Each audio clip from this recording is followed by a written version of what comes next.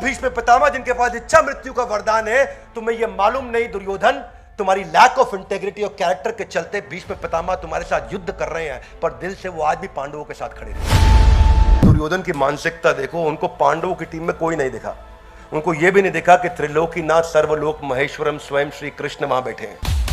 जब तक आपको सामने वाले की डेप्थ, उसकी सप्लाई चेन की, उसके सप्लाईज की और उसके सप्लायर की नहीं पता चलेगी, तो आपको समझ नहीं आएगा कि वो लड़ेगा कितना लंबा। Ignoring to listen when it is most needed to listen. आप इतने अच्छे नहीं हो जितना अपने आप को अच्छा समझते हो, और सामने वाला इतना कमजोर नहीं है जितना आप उसको कमजोर समझते हो।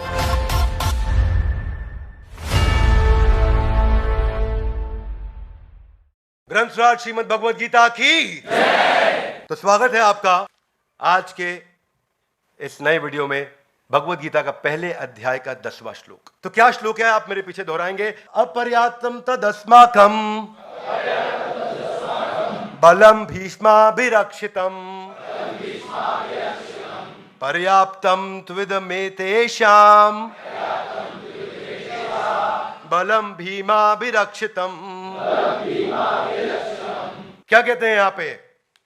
दुर्योधन कह रहे हैं अपर्याप्तम, मेरी जो सेना की ताकत है वो क्या है? अनलिमिटेड। पर्याप्तम मतलब लिमिटेड, अपर्याप्तम मतलब अनलिमिटेड बलम। और क्यों मैं अपर्याप्तम अनलिमिटेड स्ट्रेंथ के साथ आया हूं? दुर्योधन हूं मैं, मालूम है ना किसको बोल रहे हैं? द्रोणाचार्य को। द्रोणाचार्य भी सोचते होंगे पता नहीं कैसा शिष्य पाल लिया मैंने, कहां से आ गया ऐसा शिष्य। और बता रहे अपर्याप्तम। अब युद्ध हो रहा है सामने, दुर्योधन तैयारी का टीम को इंस्ट्रक्शन देना, इंस्पायर करना, तो लगा हुआ अपनी तारीफ करने में। और क्या कह रहे? कह रहे क्योंकि भीष्माभिरक्षितम, मेरे पास भीष्म पितामह है। यह बात ठीक है, क्योंकि भीष्म पितामह बहुत शक्तिशाली है। भीष्म पितामह के पास उनको सारे के सारे मिलिट्री आर्ट्स में, इकोनॉमिक आर्ट्स में, वॉरफेयर में, पॉलिटिकल साइंस में, सब में एक्सपर्ट थे। वो खुद ही एक देवता, 33 करोड़ देवताओं में से एक है वो भीष्म पितामह। और बता रहे हैं भीष्म पितामह में क्योंकि उनके पास इच्छा मृत्यु का वरदान है। आप सबको जानकारी होनी चाहिए। और फिर सामने क्या कह रहे हैं? पर्याप्तम इदम एतेषां बलम भीमाभिरक्षितम। हमारा तो अपर्याप्तम, उनका पर्याप्तम, मतलब उनकी ताकत लिमिटेड। हाथ आगे लाए क्यों? कह रहे हैं उनके पास ले दे के खाली भीम है। दुर्योधन क्या बोल रहे हैं? उनके पास ले दे के खाली भीम है। हमारी टीम तो इतनी बड़ी, पीछे हम पिछले वीडियो में चर्चा कर चुके हैं, और इनकी टीम में देखो कोई है ही नहीं, भीम है खाली। ले दे के इन्होंने केवल भीम का नाम लिया। Let's read the translation. हमारी शक्ति अपरिमेय है और हम सबके पास पितामह द्वारा भली भांति हम संरक्षित हैं, जबकि पांडवों की शक्ति देख लो, वो तो केवल भीम है। उनको पता है भीम क्यों याद है? भीम भी ना बोलते वो श्लोक में दुर्योधन। भीम भी उनको इसलिए याद आया क्योंकि बचपन में उन्होंने भीम से खूब कुटाई खाई थी। इस चक्कर में केवल भीम याद आया उनको। अर्जुन याद नहीं आया, युधिष्ठिर याद, कोई याद नहीं। अर्जुन, अर्जुन है भाई, तुम्हें अर्जुन याद नहीं आ रहा है। वो इसलिए है क्योंकि ना जो एक्सट्रीम इमोशन होता है वो कभी भूला नहीं जाता है।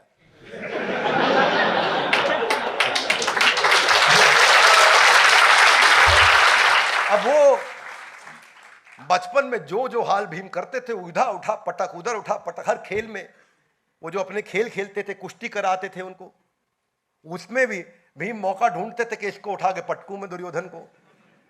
उस चक्कर में उसको कोई याद नहीं रहा। आप सबको याद है अमेरिका में ट्विन टावर में जो अटैक किया, कौन से साल में किया? 9/11। मुंबई में कब किया? 26/11। क्यों? एक्सट्रीम इमोशन है, याद रहता है।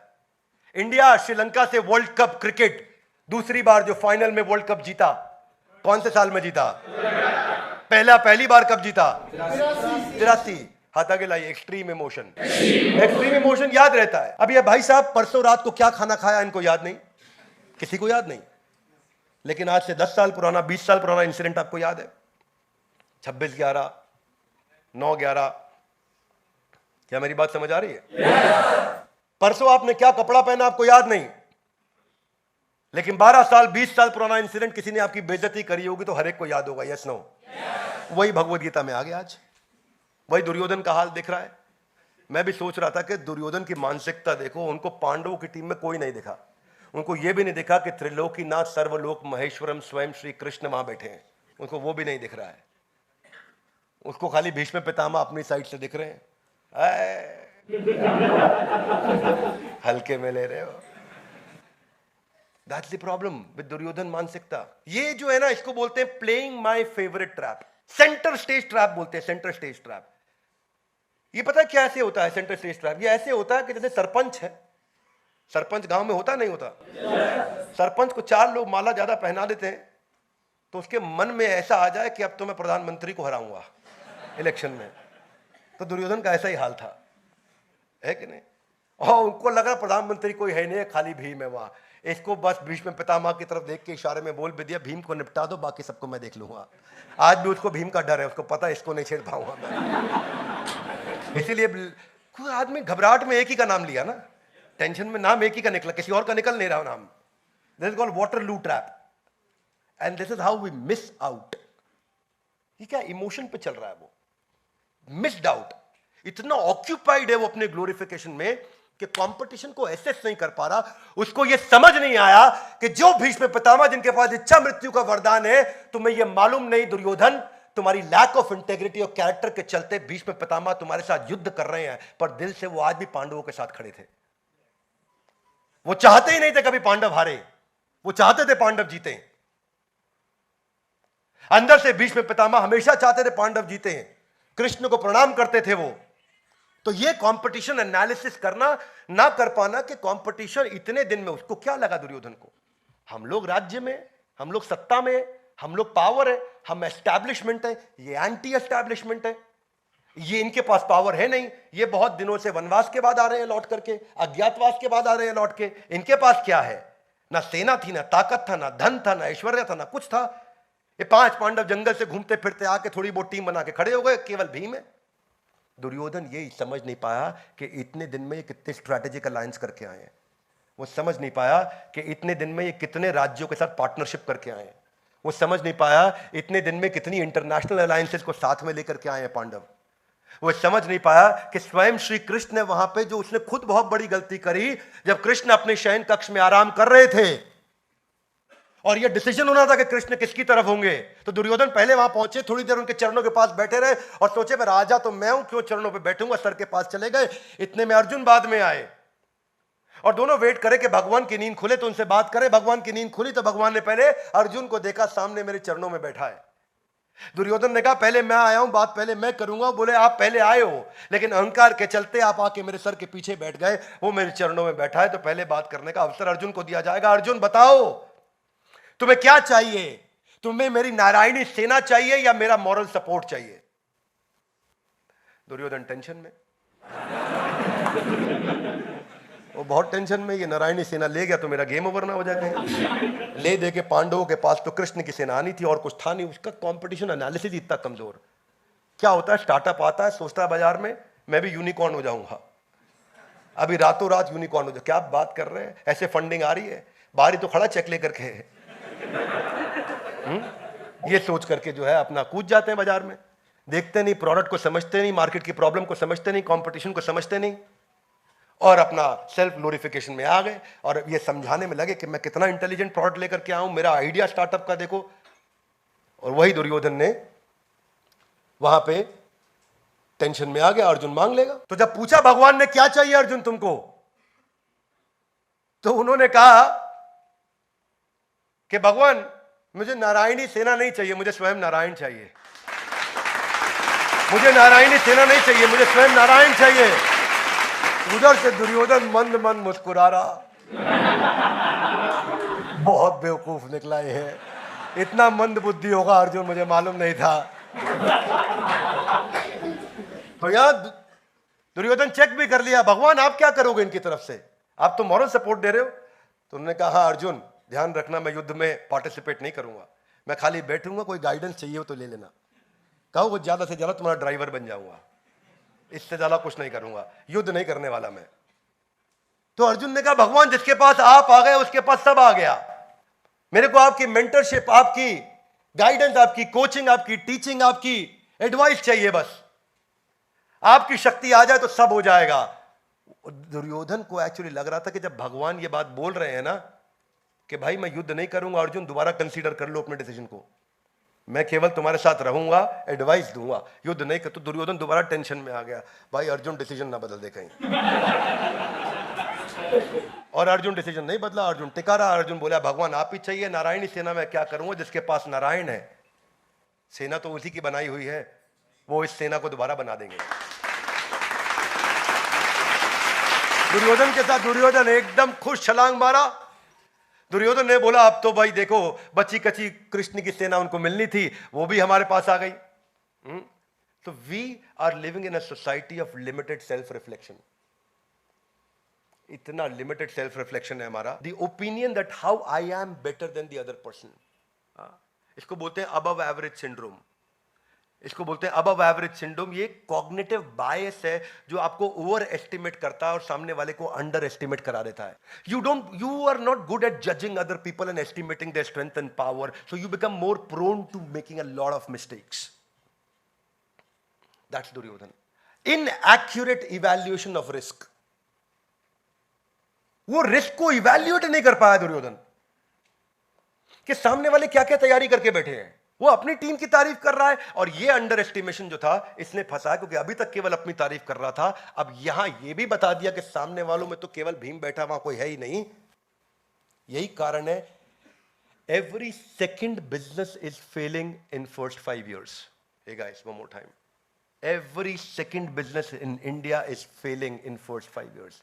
पहले 5 साल में हर दूसरा बिजनेस जाके खत्म हो जाता है, यानी कि 50% बिजनेस पहले 5 साल में खत्म हो रहे हैं। जबकि पुराना डेटा क्या है 2016 का कि 90% बिजनेस हर 5 साल में खत्म हो जाते हैं। और वो क्यों है? क्योंकि आप राइवल्स को नहीं समझ रहे और कंज्यूमर को नहीं समझ रहे। देखिए ये एनालिसिस कैसे होता है। एक तो होता है इररेगुलर एनालिसिस। आप रेगुलरली नहीं एनालिसिस कर रहे हैं कि इतने दिन में अपने गुप्तचर भेज के देखे कि पांडु के पुत्र क्या क्या करके आए हैं। You should have send your team कि पिछले 1 साल में पांडु के पुत्रों ने किया कि आप तो लाक्षा ग्रह में लगे। आपको इंटेलिजेंस नहीं, या फिर टू नैरो एनालिसिस और too wide analysis. Too narrow analysis मतलब अपनी तारीफ करते जा रहे हैं, और टू वाइड एनालिसिस मतलब आप एक्चुअली एसेंसी मिस कर गए। इतना दूर से इतना बड़ा बड़ा, इतना दूर से इतना हेलीकॉप्टर व्यू देखा कि आपको एक्चुअली समझ ही नहीं आया कि हुआ क्या, पीछे टीम कितनी है और कितनी डेप्थ है और कितनी विड्थ है और क्या वाइड असॉर्टमेंट है कि डीप असॉर्टमेंट है कि स्क्रैम्बल्ड असॉर्टमेंट है, आपको समझ ही नहीं आया। ये सारे डेंजरस है। आपको ये पता नहीं कि सामने वाली टीम की लिक्विडिटी क्या है, उसकी प्रॉफिटेबिलिटी क्या है, वो कितना कैश रख के बैठा है कंपटीशन। जब जियो आया था बाजार में, इतना कैश लेकर के आया था कि सबका गेम ओवर किया उसने। आपको राइवल को समझना चाहिए कि एयरटेल इतनी बड़ी स्ट्रेंथ से केवल एयरटेल बचा, बाकी सबका मर्जर डीमर्जर और सबका गेम ओवर हो गया। आप जानते हैं जियो का सारा एक्सपीरियंस, कितने लोग तेजी से जियो पर स्विच किए। जब तक आपको सामने वाले की डेप्थ, उसकी सप्लाई चेन की, उसके सप्लाईज की और उसके सप्लायर की नहीं पता चलेगी, तो आपको समझ नहीं आएगा कि वो लड़ेगा कितना लंबा। सप्लाई और सप्लायर्स, कितनी सप्लाईज है और कितने सप्लायर्स हैं। यानी कि आज पांडवों की सेना में कितना एम्यूनेशन और कितनी टीम है और कितने लोग पीछे से आ रहे हैं जो सप्लाई देते चले जाएंगे। चाणक्य पंडित ने धनानंद को समाप्त करने के बाद या उसी दौरान चंद्रगुप्त मौर्य के साथ में मिलकर सिकंदर की टीम को उसकी सप्लाई काट के खत्म किया था। पोरस ने भी यही किया। Are you with me loudly? Yes no? पीछे से तो सप्लाई आ रही थी, उसको खत्म किया, आगे की टीम खत्म। योगेंद्र सिंह यादव जी के साथ एक वीडियो 15 अगस्त को दिया हमने, और उसमें उन्होंने क्या बताया कि 21 घंटा लगता था मुझको पीछे बैकपैक लेकर के चढ़ने में, जाकर के कारगिल के युद्ध में, और हम 4 लोग जाते थे ताकि एम्यूनेशन और खाने का सामान ऊपर पहुंचाए। वो थी उनकी सप्लाई। और हमेशा कंपटीशन देखता है कि सप्लायर और सप्लाईज को खत्म कर दो, इसका गेम ओवर हो जाएगा। यहां दुर्योधन लगा हुआ था कि मुझको हल्के में ले रहे हो आप। दुर्योधन बिल्कुल भटका हुआ था, वो समझ नहीं पा रहा था। ब्लॉकबस्टर ये वो कंपनी थी 1985 से 2010 में जाके बैंकरप्ट हुई। मैसिव बिजनेस, वीडियो गेम और होम मूवी रेंटल्स के अंदर सबसे बड़ा जायंट था दुनिया का।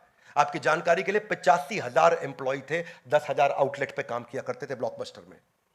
इतनी बड़ी ऑर्गेनाइजेशन थी ब्लॉकबस्टर। मूवी देखनी होती थी पहले, डीवीडी मिलती थी आपको, कैसेट मिलती थी, वीसीआर कैसेट लगाते थे, याद है आपको? टर्मिनेटर मूवी घर पे ला करके देखा करते थे हम, enter the dragon, English movie India में नई नई लोगों ने देखनी शुरू करी थी उस समय।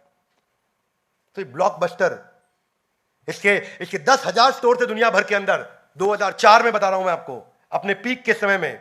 पर जो ट्रांजिशन डिजिटल मॉडल की तरफ चल रहा था वो नेटफ्लिक्स लेके आ रहा था। नेटफ्लिक्स सन 2000 में चालू कर चुका था कि डिजिटल तैयारी होगी आगे, क्योंकि इंटरनेट उस समय .com का जो बहुत तेजी के साथ जो ग्रोथ आ रहा था उसको 96 से ये समझ रहा था, और उसको समझ आया कि आगे चल के मूवी लोग सीधा इंटरनेट से देखेंगे। सन 2000 में इसके पास ऑफर आई थी नेटफ्लिक्स को खरीदने की केवल $50 मिलियन में। एक हम कितने में? चिल्लड़ थे, चिल्लड़, इनके लिए $50 मिलियन।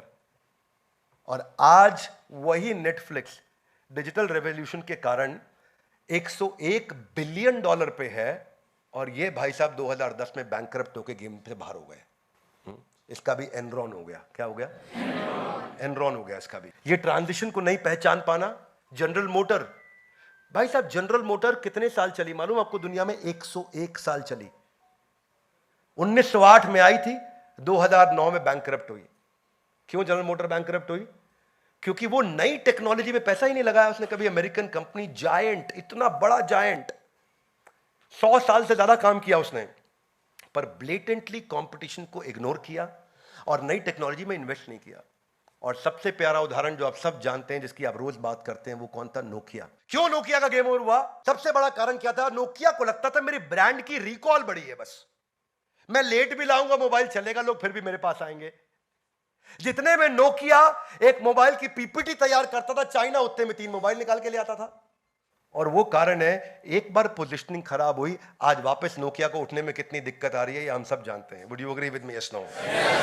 बस ये जो है ना, ये जो फीलिंग है कि मेरा ओवर एस्टिमेट करना अपने आप को। नोकिया का बार बार स्टेटमेंट क्या आता था कि मेरे ब्रांड का रिकॉल वैल्यू इतना स्ट्रांग है, मैं मोबाइल लेट भी लेके आऊंगा तो लोग मेरा ही लेंगे। और उसी के कारण गेम ओवर हुआ। Ignoring to listen when it is most needed to listen. जिस समय सबसे ज्यादा जरूरी है सुनना, तब भी आप नहीं सुनने को तैयार हो रहे, तो क्या सुनोगे भैया? आपका भी एनरॉन हो जाएगा। Trying, you should listen to the truth when the truth is available, publicly available.